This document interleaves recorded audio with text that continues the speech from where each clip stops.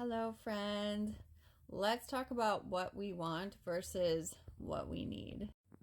So, what I've noticed and what I've learned is so many of us, we're walking around looking at everything and living our lives in a way of wanting. Like, we want a home, we want a family, we want a certain type of relationship, we want more money, we want the right job, we want.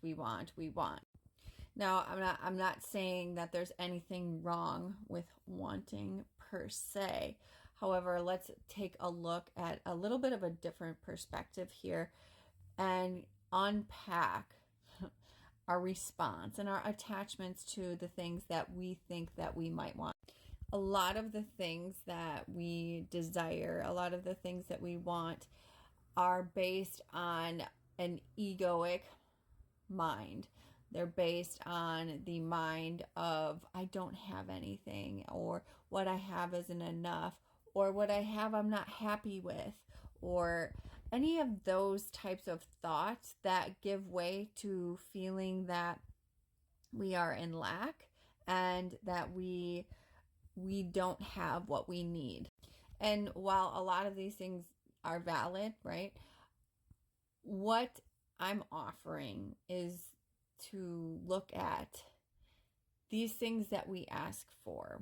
What if the things that we ask for is we actually learn to get and we develop the things that we want by creating the struggle through the things that we actually need.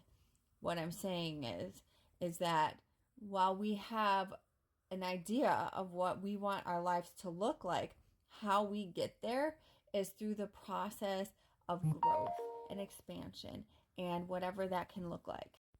Okay, so now I'm going to bring this to more of an emotional landscape perspective.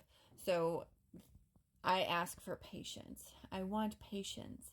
How else would I get patience if I'm not given the opportunities to learn patience? People, places, and situations will be put on my path in order for me to practice the exact thing that I asked for. I want to learn compassion and empathy. How do I get that? It's not by leading an easy life, and it's not by leading a life full of force. It is, I'm given many different experiences that actually allow me to soften and to be in the depths of darkness that allows for me to see things and other people's experiences from a different perception. I want love in my life.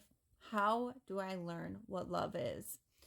I learn what love is by learning what love is not, by learning in all the ways that I have abandoned myself by being in abusive relationships, by being in dysfunctional relationships, by being with people who were emotionally unavailable so I could become and grow into the person that I wanted to be and learn how to love myself through knowing what love is not. And what I've noticed about myself is, especially and also in the material gains, when I have the material things that I ask for, how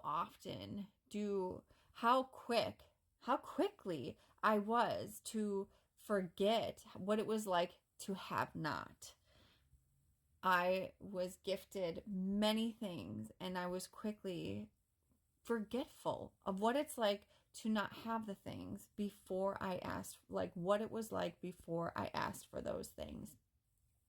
And in the presence and the energy of not feeling gratitude for that, those things were taken from me in lessons to be like, this is what it's like. Do you to learn the gratitude, to learn repeatedly what it's like to not have in order to continuously show gratitude and live in gratitude for the things that I do have, no matter what quantity or what that might be.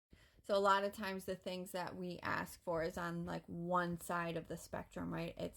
we think of it as a goal, as a place that we have to attain. But really, what it is there is a whole person, a whole growth that needs to happen in order for these things to happen. So, I mean, and that goes with anything, even people running a marathon. There's a whole training involved, and who you become on the training to run the marathon race, you're a completely different person. There's a whole different mindset that happens, and you wouldn't be able to run the marathon without all the struggle, without all the training, without all the perceptions and all of those things that you have to learn in order to attain the goal that you were seeking. So when we see or think or perceive that we're not getting what we want, think of it this way: we're getting what we need. And if I'm always wanting what I need, I will never be disappointed. Sure, those things might be uncomfortable.